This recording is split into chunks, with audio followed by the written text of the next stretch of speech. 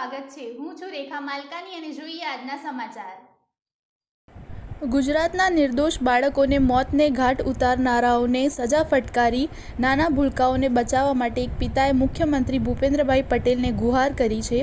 મોડાસા તાલુકાના ઉમેદપુર ગામના વતની બિપિનભાઈ પટેલ દ્વારા જિલ્લા આરોગ્ય અધિકારી કલેક્ટરથી લઈ મુખ્યમંત્રી ભૂપેન્દ્રભાઈ પટેલને પત્ર લખી ન્યાયની ગુહાર લગાવી છે।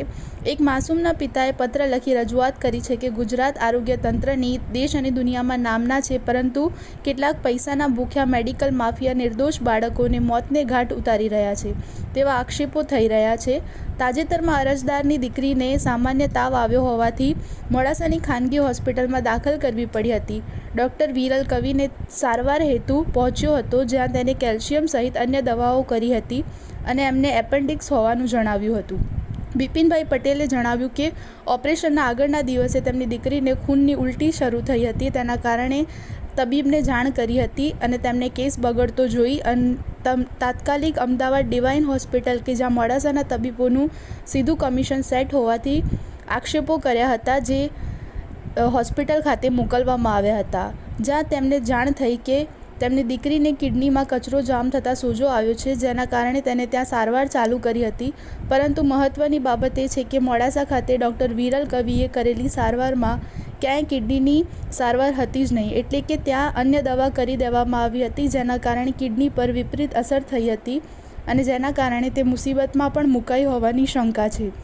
મહત્વનું છે કે અમદાવાદની ડિવાઇન હોસ્પિટલમાં ચાલેલી સારવાર દરમિયાન એક બાદ એક અંગો પર ભારે અસર થવા લાગી હતી અને આ દરમિયાન ડિવાઇન હોસ્પિટલ દ્વારા અલગ અલગ રીતે સારવારના નામે અમારી પાસેથી 12 લાખ રૂપિયા જેટલા લેવામાં આવ્યા હતા અને અંતે અમે અન્ય હોસ્પિટલમાં લઈ જવાનું નક્કી કર્યું હતું। તેવામાં અમારી દીકરીને વેન્ટિલેટર પર મૂકવામાં આવી હતી અને અમને મૌખિક દિવસમાં 50,000 ખર્ચે થશે તેવું ડૉક્ટર હાર્દિક પટેલ દ્વારા કહેવામાં આવ્યું હતું। જોકે દીકરીનું અકારે મોત નીપજ્યું હતું। અમને લાગી રહ્યું છે કે આ કુદરતી નહીં પરંતુ મેડિકલ મર્ડર થયેલું છે। અન્ય ઘણા એવા બાળ દર્દીઓ છે કે જેઓ આનો સીધો શિકાર બની શકે તેમ છે, ત્યારે મારી એટલી જ નમ્ર વિનંતી છે કે મારી દીકરી સાથે જે ઘટના બની તે અન્ય કોઈ બાળક સાથે ન બને અને આ રીતે અન્ય કોઈ બાળકનું મેડિકલ મર્ડર ન થાય તે માટે બંને તબીબો સામે યોગ્ય પગલાં લેવામાં આવે અને રૂપિયા બનાવવા માટે ચાલી રહેલી આ હાટડીઓ તરત બંધ કરી દેવામાં આવે તેવી વિનંતી કરવામાં આવી।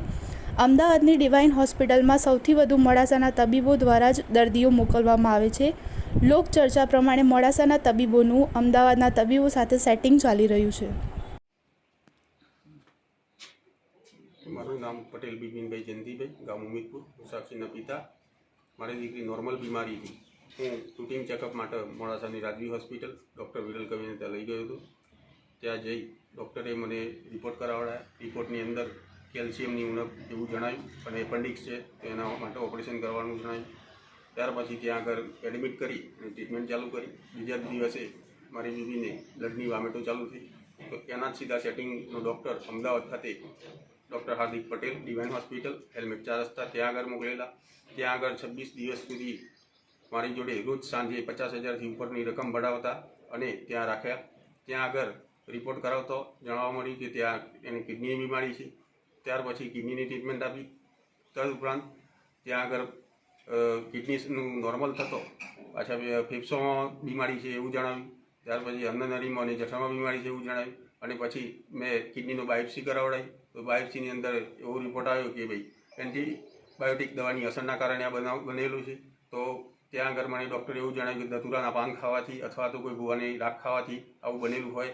બાકી એ ડૉક્ટરે આ ડૉક્ટરની ગલતી છુપાઈ અને મારી દીકરીનું મેડિકલ મર્ડર કર્યું છે।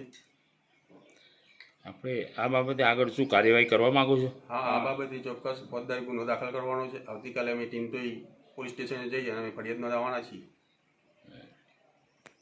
પૈસા માગે, રોજ પૈસા માગે, તોથી ફોન આવે તો જાય કાયમ બંડલ ફેંકે તો છો તમારી છોકરીને પૈસા આપતે મારી છોકરી ના બસાય તો અને મારે આ ડૉક્ટર મારે ફરિયાદ કરવાની છે, મારે ફેસલો કરી નાખવાનો છે। આ દીકરીને જે આપણે અવસાન થયું છે એના જવાબદાર તરીકે આપ કોને માનો છો? જવાબદારી વિરલ કવિ